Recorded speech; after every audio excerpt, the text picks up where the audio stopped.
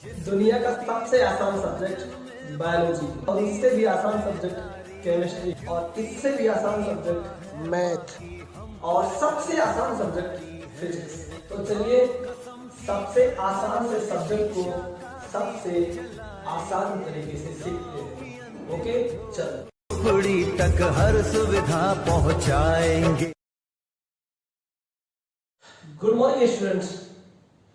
चलो आज का वीडियो लेक्चर स्टार्ट करते हैं। और आज के वीडियो लेक्चर में मैं आपको इतना अच्छे से बताऊंगा, देख करके आप दंग रह जाओगे। चलो मजा आएगा, वीडियो लेक्चर देखने में मजा तभी आएगा जब आप अच्छे से साइलेंट मोड में ध्यान से क्लियर करोगे, क्योंकि physics is a very interesting subject. अगर ऐसा कोई नहीं बना पाता है तो he is the not a good teacher. देखो लास्ट क्लास में मैंने कहां तक पढ़ा था? लास्ट क्लास में मैंने यूनिट कन्वर्जन तक पढ़ा था, और यूनिट कन्वर्जन आपको मैंने बताया था। अब इस क्लास में हम क्या पढ़ने वाले हैं? देखो इस क्लास में हम पढ़ेंगे types of physical quantity. Types of physical quantity यानी कि मैंने आपको बताया था फिजिकल क्वांटिटी क्या होती है, इसे लाने की जरूरत क्यों पड़ी, इसे इंसानों ने बनाया है, नेचर ने नहीं बनाया है। इसके बाद मैंने बहुत कुछ पढ़ा, यूनिट कन्वर्जन पढ़ा, प्रोसेस ऑफ मेजरमेंट। तो आज हम पढ़ेंगे टाइप्स ऑफ फिजिकल क्वांटिटी। और यहां पर मैं एक और बताता हूं, ये क्या है? ऑन द बेसिस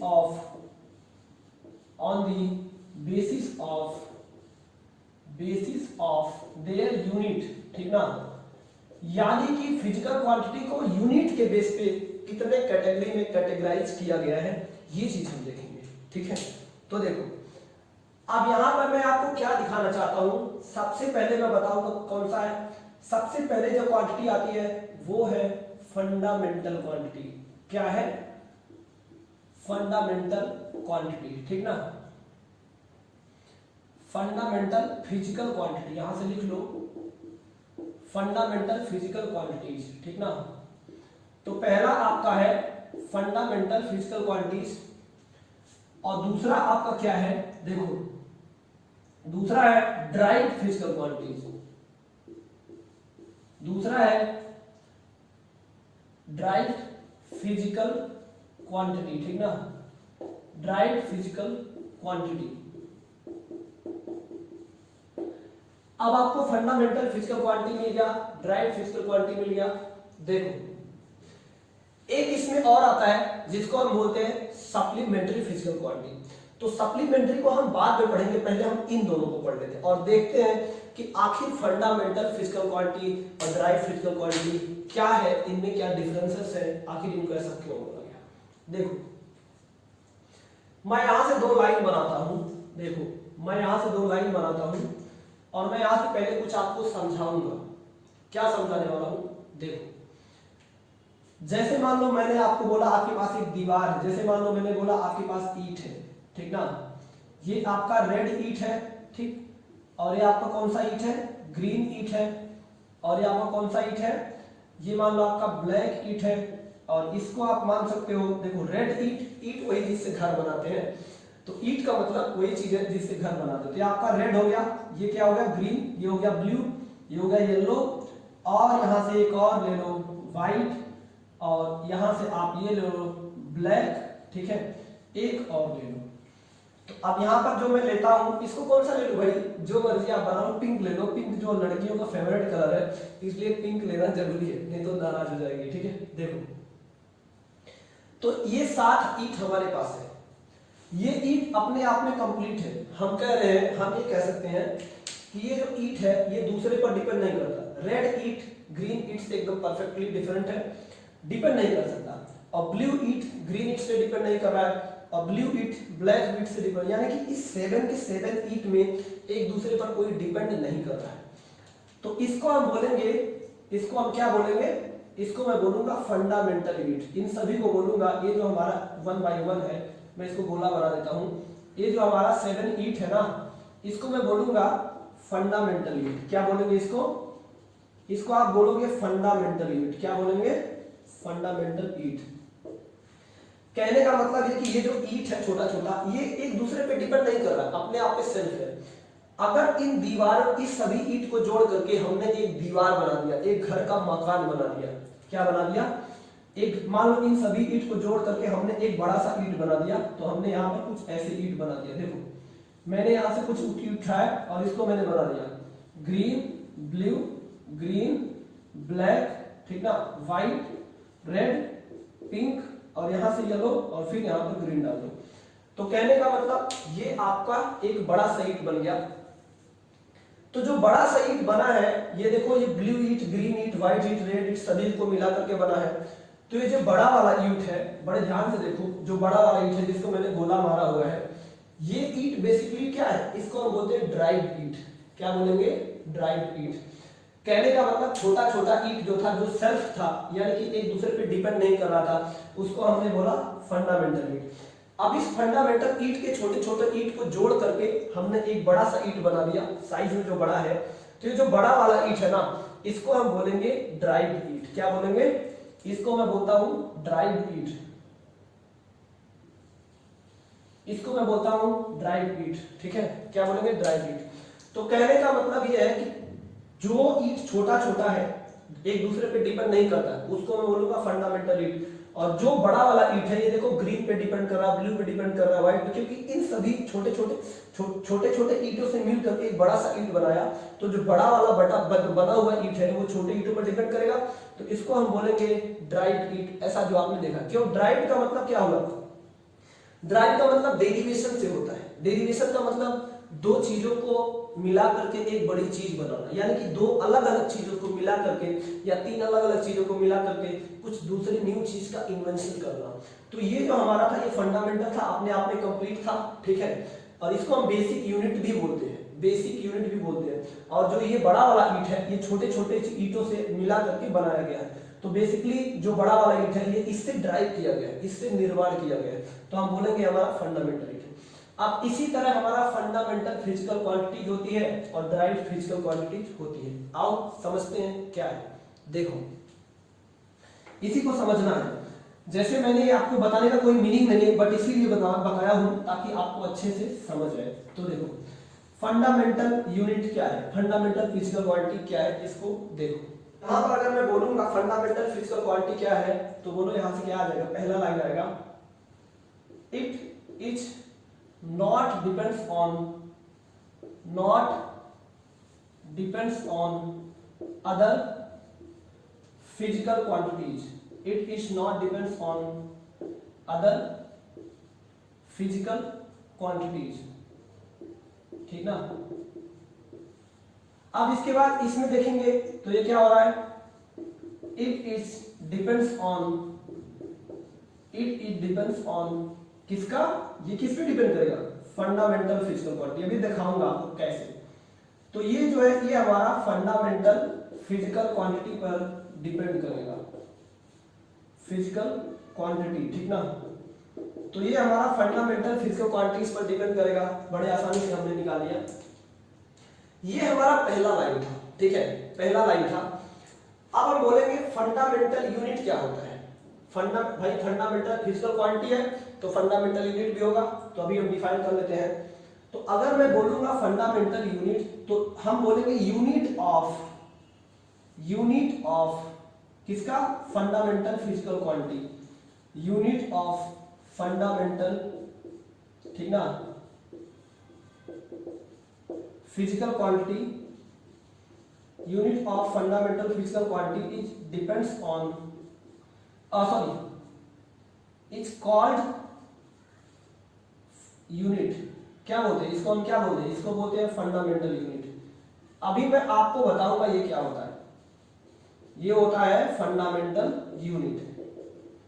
अब अगर मैं बात करूंगा बच्चों ड्राइव्ड यूनिट क्या होती है, तो मैं यहां से बोल सकता हूं यूनिट विच इज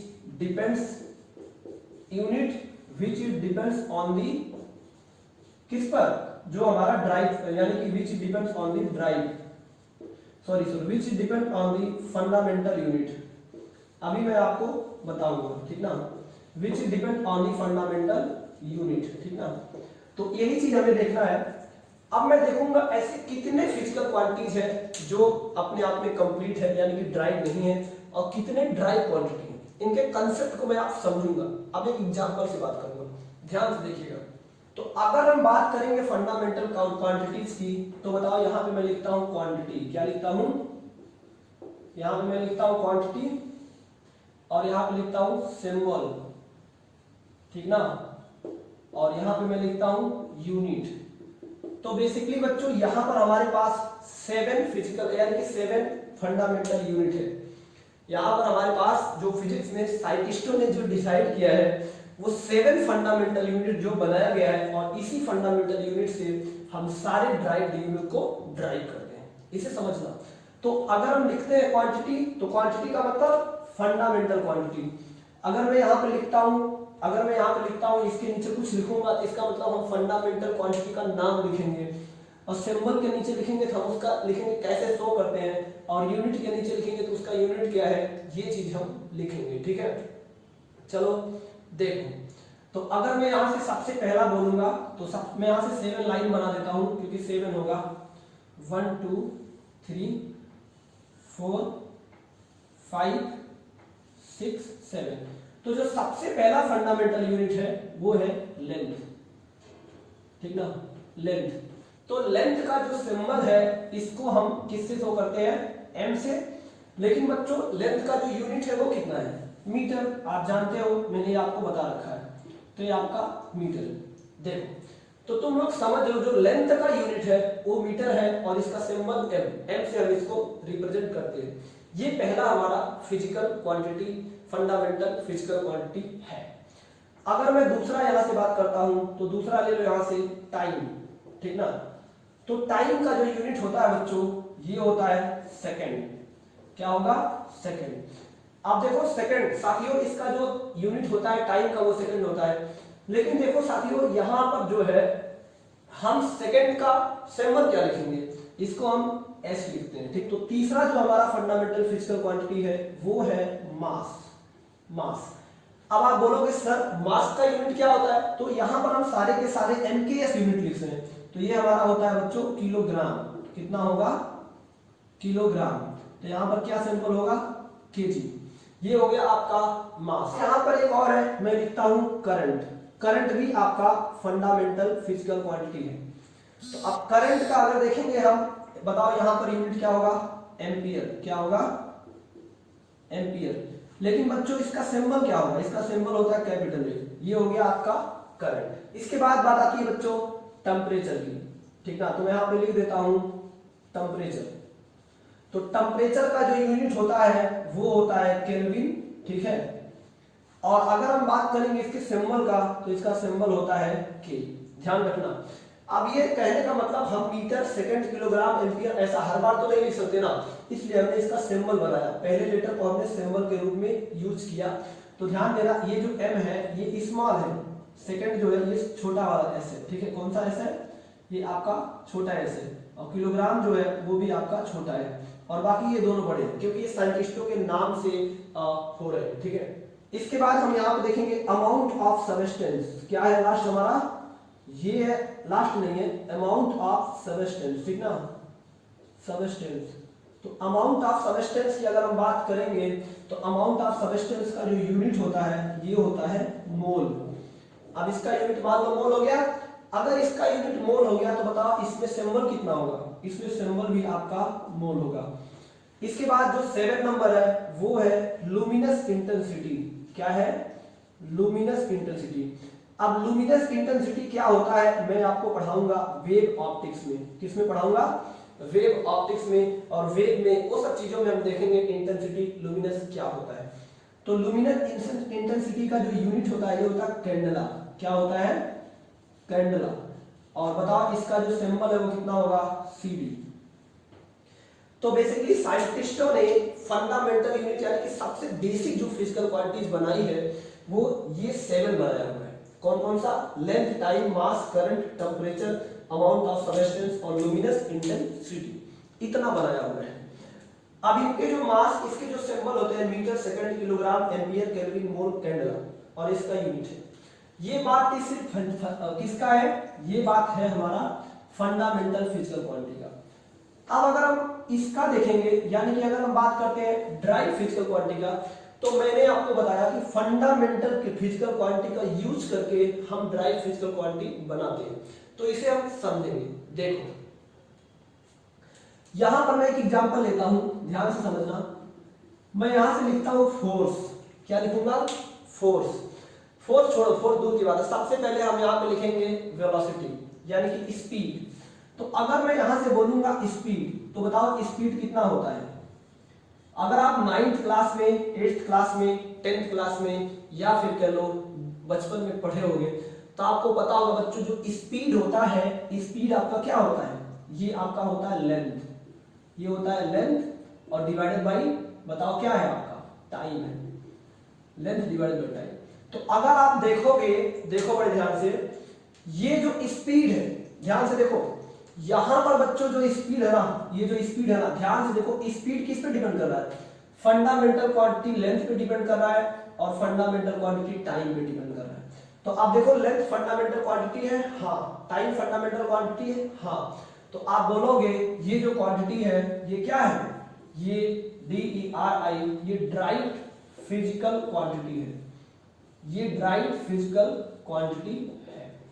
तो आप इस तरह से इसको पहचान कर लोगे, ठीक है। तो आपका स्पीड हो गया। अब हम देखते हैं, देखो तो यहां पर अगर हम बोलेंगे ये आपका ड्राइव फिजिकल क्वांटिटी है, लेकिन हम बोलेंगे यहां पर स्पीड का फंडामेंटल यूनिट क्या है, तो कैसे निकालोगे? देखो अगर मैं यहां पर लिखूंगा यूनिट ऑफ स्पीड, ध्यान से देखना, अगर मैं यहां से लिखता हूं यूनिट ऑफ स्पीड, तो लेंथ की यूनिट कितना होगा बच्चों? मीटर, और डिवाइडेड बाय टाइम की यूनिट सेकंड। तो आप देखो इसको हम क्या बोलेंगे? इसको मैं बोलूंगा ड्राइव, ठीक ना, इसको मैं बोलूंगा ड्राइव, कौन सी भाई? ड्राइव फिजिकल, ड्राइव यूनिट, इसको मैं बोलूंगा ड्राइव यूनिट। इसको मैं बोल रहा था फंडामेंटल यूनिट। ये जो यूनिट है सारे के सारे फंडामेंटल यूनिट है, क्योंकि ये किस पे नहीं डिपेंड कर रहा है, ये एक दूसरे पे डिपेंड नहीं कर रहा है। लेकिन देखो यूनिट ऑफ स्पीड मीटर पे डिपेंड कर रहा है, जो कि फंडामेंटल यूनिट है, और यूनिट ऑफ सेकंड देखो टाइम पे depend, unit of speed time पे डिपेंड कर रहा है, जो कि हमारा क्या है? फंडामेंटल है। तो हम बोलेंगे ये हमारा ड्राइव यूनिट है, ठीक है। चलो मैं यहां से लिखता हूं फोर्स, एग्जांपल सेकंड, मैं यहां से लिखता हूं फोर्स। तो बताओ फोर्स हमारा फंडामेंटल क्वांटिटी है या ड्राइव क्वांटिटी है? तो आप बोलोगे सर जो फोर्स है ये हमारा होता है मास, क्या होता है? मास और इनटू एक्सेलरेशन, ठीक ना। आप बोलोगे सर ये होता है मास इनटू एक्सेलरेशन। अब इसके थोड़ा सा और आगे चलोगे तो आप बोलोगे सर मास, इसे तब तक तोड़ना है जब आपको फंडामेंटल क्वांटिटी चेक करना हो, तो इसे तब तक जोड़ना है जब तक हमारा ये जो क्वांटिटी है ये किसमें ना आ जाए, जब तक ये फंडामेंटल क्वांटिटी के रूप में ना आ जाए। तो अब यहां पर चेक करोगे मास आपका फंडामेंटल है क्या? हाँ भाई है, किस पे? थर्ड नंबर पे। तो आप मास को पॉजिटिव लिख दोगे, ठीक है। अब आप चेक करोगे एक्सेलरेशन आपका फंडामेंटल क्वांटिटी है क्या? हाँ भाई नहीं है, नहीं पता नहीं है। तो आप तुरंत अपने दिमाग दौड़ाओगे क्या ऐसा है? नहीं है।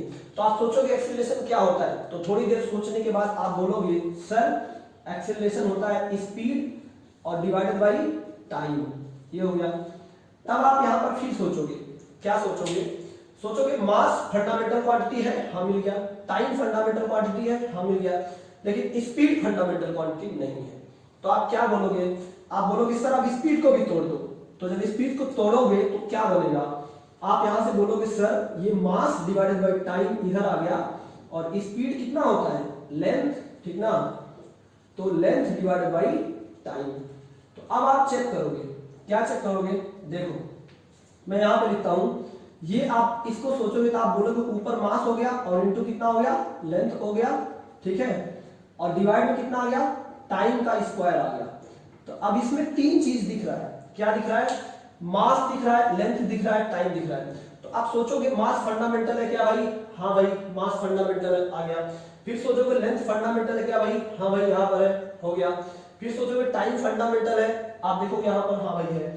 तो आप बोलोगे कि जो फिजिकल क्वांटिटी आपको फोर्स गिवन था ये आपने फंडामेंटल में ब्रेकअप कर लिया। तो आप देखो ये फोर्स जो है कितने फंडामेंटल क्वांटिटी पे डिपेंड कर रहा है? मास पे डिपेंड कर रहा है, लेंथ पे डिपेंड कर रहा है, टाइम पे डिपेंड कर रहा है। तो आप बोलोगे ये आपका क्या है? ये आपका ड्राइव क्वांटिटी है, ठीक है। ये आपका ड्राइव फिजिकल क्वांटिटी है। क्या है भाई? ड्राइव फिजिकल क्वांटिटी है। ओके, अब आपसे कोई पूछेगा अगर ये ड्राइव फिजिकल क्वांटिटी है तो अब ये मुझे बताओ इस फोर्स का जो है यूनिट, फंडामेंटल यूनिट क्या है? तो फंडामेंटल यूनिट निकालने के लिए बड़ा आसान काम है। देखो तो यहां से क्या करोगे, सॉरी, तो अब आपसे पूछेगा कोई फोर्स का ड्राइव यूनिट बताओ। जैसा कि ड्राइव फिजिकल क्वांटिटी डिफाइन होती है, ऐसा ड्राइव फिजिकल यूनिट भी डिफाइन होती है। तो फोर्स का यूनिट निकालने के लिए आप मास का यूनिट लिखोगे, तो यहां से क्या लिखोगे? Unit of force. अगर यहां से लिखोगे तो यूनिट ऑफ फोर्स की अगर हम बात करते हैं तो बताओ क्या आएगा? आप बोलोगे सर मास का फंडामेंटल यूनिट किलोग्राम, तो यहां पे आप क्या लिखोगे? यहां पे आप लिखोगे किलोग्राम, मल्टीप्लाई बाई लेंथ का फंडामेंटल यूनिट मीटर, तो यहां पे आप लिखोगे मीटर। आप देखो टाइम का फंडामेंटल यूनिट कितना है? सेकंड, तो यहां पे आप लिखोगे सेकंड स्क्वायर। और तो आप बोलोगे हमारा कितना आंसर आया? किलोग्राम मीटर पर सेकंड स्क्वायर। इसी को बच्चों हम बोलते हैं न्यूटन और न्यूटन। तो क्या बोलते हैं? न्यूटन बोलते हैं। तो कहने का मतलब ये है कि ये आपका derived unit of the force है और ये आपका क्या है भाई? ये आपका है ये क्या है? ड्राइव्ड फिजिकल क्वांटिटी फोर्स है। ठीक है, तो इस तरह से हमने आपको स्टडी करवाया कि इस तरह से हम ड्राइव का और फंडामेंटल की पहचान करते हैं। ठीक है, चलो अब मैं कुछ क्वेश्चन लेता हूं और मैं यहां पर आपको अच्छे से सिखाता हूं, फिर मैं आपको बताऊंगा आपका सप्लीमेंट्री क्या होता है, क्योंकि सप्लीमेंट्री अभी बताने की कोई जरूरत नहीं है। तो चलो अच्छे से इसको हम समझते हैं, बड़ा मजा आएगा। देखो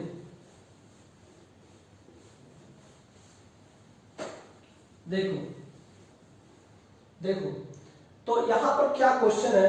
क्वेश्चन बहुत रोमांटिक है। देखो क्वेश्चन बहुत रोमांटिक, ये कह रहे हैं differentiate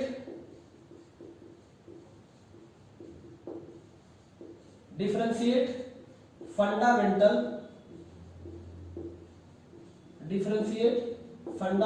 and drive physical quantity, differentiate fundamental and drive physical quantities and find their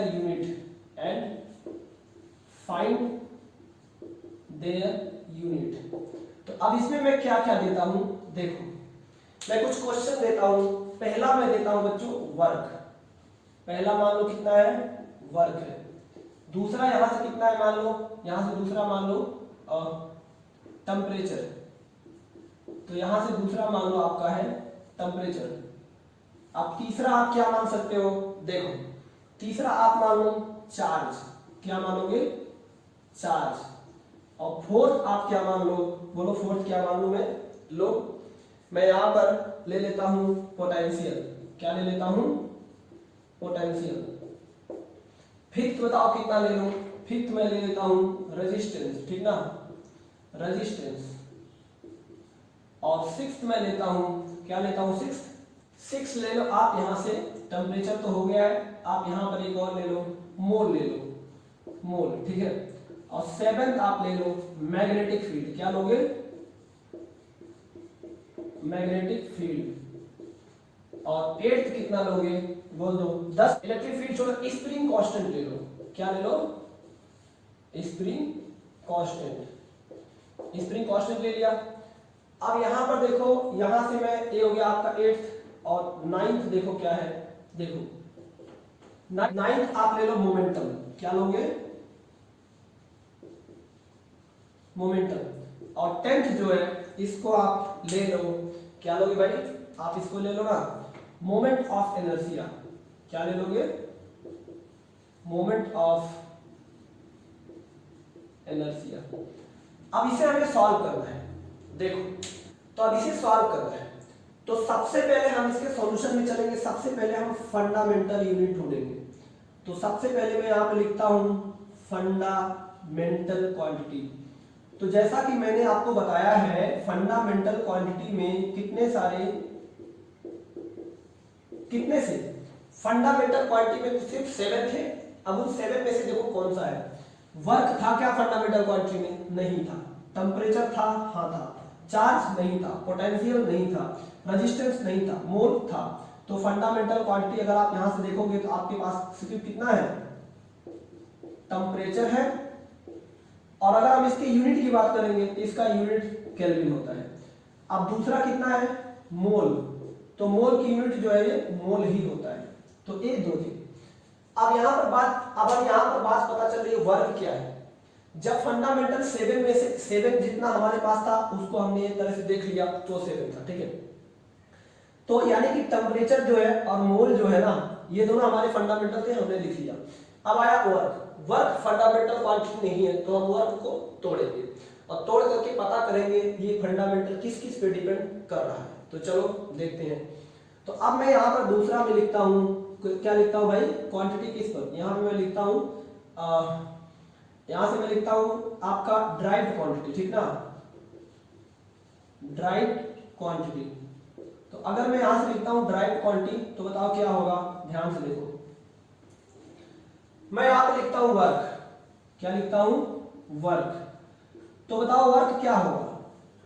आप जानते हो, मैं भी जानता हूं, पूरी दुनिया जानती है, जो फिजिक्स पढ़ते हैं तो वो जानते हैं बच्चों, जो वर्क होता है ये होता है फोर्स और इंटू फोर्स और कितना होता है भाई, फोर्स और इंटू डिस्टेंस। तो डिस्टेंस एक तरह का लेंथ है ना। आप देखेंगे फोर्स कितना होता है, तो अभी आप बताओ, फोर्स हमारा होता है मास इंटू एक्सेलरेशन और इंटू लेंथ, ठीक ना, ये होता है। आप देखोगे बच्चों, यहां से मास फंडामेंटल है मिल गया, लेंथ फंडामेंटल है मिल गया, लेकिन एक्सेलरेशन नहीं है। तो एक्सेलरेशन को तोड़ोगे तो यहां से बताओ क्या होगा, ये हो जाएगा मास और इंटू लेंथ। और एक्सेलरेशन कितना होता है, मीटर पर सेकंड स्क्वायर, यानी कि एक्सेलरेशन होगा लेंथ और डिवाइडेड बाय टाइम का स्क्वायर, क्योंकि एक्सेलरेशन होगा कितना, length velocity divided by time, और वेलोसिटी होगा लेंथ डिवाइडेड बाय टाइम, तो मिल जाएगा लेंथ पर सेकंड। तो इसे अगर सॉल्व करोगे तो कितना बनेगा, बोलो, ये बनेगा मास और इंटू LENGTH, लेंथ स्क्वायर, और डिवाइड में कितना बनेगा, टाइम स्क्वायर। तो आप देखोगे वर्क जो है कितने फंडामेंटल क्वांटिटी पे डिपेंड कर रहा है। वर्क जो है डिपेंड कर रहा है मास पर, वर्क जो है डिपेंड कर रहा है लेंथ पर, और वर्क जो है डिपेंड कर रहा है टाइम पर। यानी कि वर्क 3 फंडामेंटल क्वांटिटी पे डिपेंड कर रहा है। तो आप बोलोगे कि ये आपका क्या है, ये आपका ड्राई क्वांटिटी है, आराम से बोल सकते हो, बिल्कुल। अगर मैं इसको 1 बोल देता हूं और इसका यूनिट अगर मैं पूछूंगा तो बताओ यूनिट कितना है। यूनिट निकालने के लिए जहां पर जिस फंडामेंटल क्वांटिटी ड्राई क्वांटिटी में आ रही है उसकी जगह फंडामेंटल यूनिट को सेट कर दो। कैसे, देखो, जैसे देखो यहां पर मास हो रही है, तो मास का जो यूनिट है फंडामेंटल वो क्या है, वो है किलोग्राम। अब बताओ टाइम का, लेंथ का जो है वो कितना है, बताओ मीटर है। अब टाइम का जितना है कितना, बताओ, टाइम का जो यूनिट है वो है सेकंड। तो आपको क्या मिल गया, आपको मिल गया किलोग्राम और मीटर स्क्वायर सेकंड स्क्वायर। इसी को हम बोलते हैं बच्चों जूल, ठीक है। तो ये आपको मिल गया यूनिट ऑफ द वर्क। तो ये आपका है, ये आपका क्या है, ड्राइड यूनिट। अब देखो ये ड्राइड यूनिट है वो kilogram fundamental unit, metre fundamental unit और सेकंड फंडामेंटल यूनिट से मिल करके बनी हुई है, ठीक है। चलो अब मैं इसका दूसरा लूंगा, देखो टेम्परेचर तो हो गया चार्ज। अब मैं चार्ज को आपको दिखाऊंगा करके, देखो। अब दूसरा मैं लेता हूं चार्ज, चलो देखता हूं। तो अगर मैं यहां से दूसरा लूंगा चार्ज, तो बताओ यहां से चार्ज क्या होगा। चार्ज आप जानते हो, चार्ज आपका होता है करंट, ठीक ना, करंट इनटू टाइम। तो बड़े ध्यान से देखोगे तो ये करंट क्या फंडामेंटल है, हाँ भाई फंडामेंटल है। टाइम फंडामेंटल क्वांटिटी है, हाँ भाई फंडामेंटल है। तो जैसे ही आप देखोगे तो यहाँ पर जो चार्ज है, चार्ज फिजिकल क्वांटिटी जो है, ये फंडामेंटल क्वांटिटी करंट पर और फंडामेंटल क्वांटिटी टाइम पर डिपेंड कर रही है। तो आप बोलोगे हाँ भाई ये ड्राइव क्वांटिटी है, डी की मतलब ड्राइव क्वांटिटी। अगर आप इसकी यूनिट की बात करेंगे तो यूनिट कितना होगा, करंट का यूनिट एम्पियर और टाइम का यूनिट सेकंड। तो आपका जो यूनिट है वो एम्पियर सेकंड हो जाएगा। इसी को हम बोलते हैं ड्राइव यूनिट, DU बोल सकते हो, ठीक है। तो इस तरह से आप चार्ज का निकालिए। अब मैं बात करूंगा पोटेंशियल का। देखो बाकी मैं पोटेंशियल का निकाल के छोड़ दूंगा और आप जितना बचा हुआ है खुद से करोगे, क्योंकि आपको भी डेवलपमेंट करना जरूरी है, तो लो आप उसको खुद से करोगे। देखो थर्ड की अगर मैं बात करता हूं तो लो पोटेंशियल। तो बताओ बच्चों पोटेंशियल क्या होता है? पोटेंशियल होता है वर्क और divided by charge, sorry work divided by charge. तो अब बताओ वर्क को जब आप फंडामेंटल में तोड़े थे तो क्या आया था? बोलो, ये आया था किलोग्राम और metre square divided by second square. अब चार्ज को जब तोड़े थे तो कितना आया था बताओ? एम्पियर और इनटू यहां पर सेकंड आया था। तो बताओ ये कितना बन गया? ये आपका बन गया किलोग्राम मीटर स्क्वायर और divided by second cube ampere, ये बन गया। तो यहां पर अगर आप देखोगे ठीक ना, तो यहां पर मैंने गलती किया। देखो देखो तो जब वर्क को आप तोड़े थे तो आपका कितना आया था? आपको मिला था मास और लेंथ का स्क्वायर, मास और लेंथ का स्क्वायर और डिवाइडेड बाय कितना मिला था भाई? टाइम का स्क्वायर। याद होना चाहिए आपको। अब यहां पर चार्ज क्या है? चार्ज आपका एम्पियर सेकंड है, तो यहां पर क्या लिखोगे? यहां पर आप लिखोगे एम्पियर सेकंड मतलब करंट इंटू टाइम। तो यहां पर क्या लिखोगे? करंट और इंटू टाइम। तो इसको सॉल्व करोगे तो देखो क्या मिलेगा? आपको मिलेगा बच्चों मास और इंटू लेंथ, लेंथ का स्क्वायर और डिवाइडेड बाय टाइम पे पावर कितना मिला? क्यूब। और यहां पर बताओ क्या मिला? करंट मिला। ठीक है, तो अगर आप देखोगे तो पोटेंशियल किस पे डिपेंड कर रहा है? पोटेंशियल फंडामेंटल यूनिट मास पे डिपेंड कर रहा है, पोटेंशियल फंडामेंटल यूनिट लेंथ पे डिपेंड कर रहा है, पोटेंशियल फंडामेंटल यूनिट टाइम पे डिपेंड कर रहा है और पोटेंशियल फंडामेंटल यूनिट करंट पे डिपेंड कर रहा है। तो इसको हम बोलेंगे ये आपका ड्राइव क्वांटिटी है। ठीक है, अगर हम इसका यूनिट देखेंगे तो यूनिट देखते टाइम बताओ क्या करेंगे? मास फंडामेंटल है, इसकी जगह क्या रखोगे? किलोग्राम रख दो भाई, किलोग्राम। इसके बाद लेंथ फंडामेंटल है तो इसकी जगह मीटर, तो मीटर रखोगे क्या बन जाएगा? Metre square. तो ये आपका बन जाएगा बच्चों मीटर स्क्वायर। अब बताओ यहां पर टाइम है, टाइम पे पावर क्यूब है और टाइम का फंडामेंटल यूनिट सेकंड, तो यहां पर आप क्या लिखोगे? Second cube multiply by current, current का फंडामेंटल यूनिट एम्पियर, तो यहां पर आप क्या लिखोगे? एम्पियर। तो ये जो बना है ये आपका है ड्राइव यूनिट, ठीक ना, ऑफ पोटेंशियल। ठीक है, इस तरह से हम निकालेंगे। ठीक है, देखो देखो अब मैं एक और करके आपको दिखाता हूं। देखो क्या दिखाता हूं, एक और मैं कर देता हूं। कौन सा? मैं मैग्नेटिक फील्ड कर देता हूं। ठीक है, मैग्नेटिक फील्ड तो मैं रफ करता हूं और मैग्नेटिक फील्ड सिर्फ करूंगा, फिर मैं आपको बताऊंगा क्या है। और बाकी जो बचा हुआ है आप अपने घर पे खुद करोगे, वीडियो को देख करके आप करोगे। और जो भी आपको डाउट हो तो आप मुझे ईमेल कर सकते हो, ईमेल आईडी आपको मिल जाएगी हमारा अबाउट में जाकर के। ठीक है, वहां पर pmcverse@gmail.com पर आप मुझे मैसेज कर सकते हो जो भी आपका डाउट हो पूछने के लिए। तो अब बताओ, अब हम बात करेंगे नेक्स्ट हमारा कितना है? Magnetic field. क्या है भाई? Magnetic field. अगर मैं बात करता हूं मैग्नेटिक फील्ड तो बताओ मैग्नेटिक फील्ड क्या होगा? अब आपको सोचना होगा, जो भी चीजें आपको निकालनी है, जो भी फिजिकल क्वांटिटी आपको दिया गया है उसका एक फार्मूला ढूंढो, उसका एक फार्मूला, कम से कम फार्मूला ढूंढो। ठीक है, तो जब आप पढ़े रहोगे तो आपको पता चल जाएगा जो मैग्नेटिक फील्ड होता है इसको हम रिप्रेजेंट करते हैं किसे? बी से। अब बी और बी क्या रिलेशन है? बी हम इसका मिनिमम कोई एक फार्मूला कैसे ढूंढे?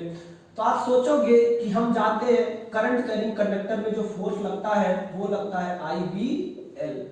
तो यहां से आपको पता चल जाएगा बी आपका हो गया कितना आ गया बताओ? आप कहोगे F/I × L आ गया।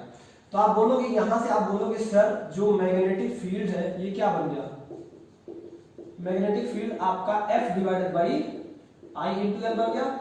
अब आप बोलोगे सर अब मैं इसको लिखता हूं, क्या ये फंडामेंटल, ये ड्राइव क्वांटिटी है कि नहीं? तो यहां पर लेंथ जो है फंडामेंटल क्वांटिटी है, आई फंडामेंटल क्वांटिटी है, फोर्स फंडामेंटल नहीं है, तो फोर्स को तोड़ोगे। तो जब फोर्स को तोड़ोगे तो सबसे पहले इसको लिख लो, इसको क्या लिखोगे? इसको आप लिखोगे करंट। आई का मतलब करंट, ठीक ना, तो करंट, और इसका मतलब लेंथ। अब फोर्स को मैंने आपको बताया था तोड़ करके, मैं यहाँ पे लिखता हूं, फोर्स आप बोलोगे सर कितना होगा, मास और into length, mass into length divided by time का स्क्वायर, ये होता है फोर्स। तो बताओ यहां से मैग्नेटिक फील्ड जो mf है ये क्या हो गया, देखो यहां पर आ गया मास, तो यहां पर आप लिख दोगे, आप बोलोगे सर ये मास है, अब मल्टीप्लाई बाय लेंथ, देखो एक लेंथ यहां पर है, एक लेंथ यहां पर है, ये लेंथ क्या हुआ, कट गया, ये कट गया भाई। तो अब बताओ क्या मिला, आपको मिला डिवाइड में कितना मिला, करंट, कितना मिला भाई, करंट, तो आपको मिला करंट और मल्टीप्लाई बाय कितना मिला, टाइम का स्क्वायर, टाइम का स्क्वायर, ठीक है, ये मिला।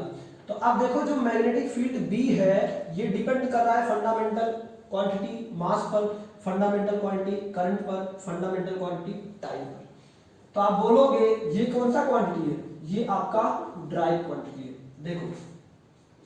और मैं बोलता हूं अब हम यहां से अगर इसका यूनिट लिखेंगे तो बताओ यूनिट क्या होगा, बोलो, यूनिट आपका होगा मास का यूनिट किलोग्राम, और करंट का यूनिट एम्पियर, और टाइम का यूनिट सेकंड स्क्वायर।